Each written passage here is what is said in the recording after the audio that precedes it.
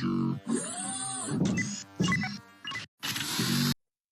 এই ধরনের video make করতে হলে প্রথমে আমরা গুগল থেকে এই ওয়েবসাইটে চলে আসব। এই ওয়েবসাইটে আসার পর আমাদের সামনে এমন একটা উইন্ডো আসবে। তো এখানে আমরা প্রথমে ইফেক্ট অপশানে যাব। এখানে ইফেক্ট অপশান আছে। এই ইফেক্ট অপশানে ক্লিক করার পর আরও একটি নতুন উইন্ডো আসবে। এখানে উপরে লেখা থাকবে এনিথিং রোবট।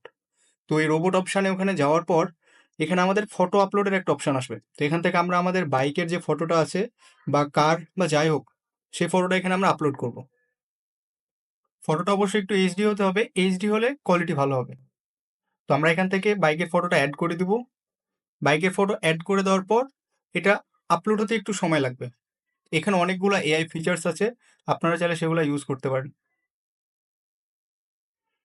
তবে এআই ফিচার ইউজ করতে হলে আপনাকে প্রথমে এটা আপনার জিমেল অ্যাকাউন্ট দিয়ে লগ ইন করে নিতে হবে।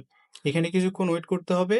কিছুক্ষণ ওয়েট করার পর আপনার ভিডিও জেনারেট হয়ে যাবে এবং সেটা আপনি এইচডিতে ডাউনলোড করতে পারবেন।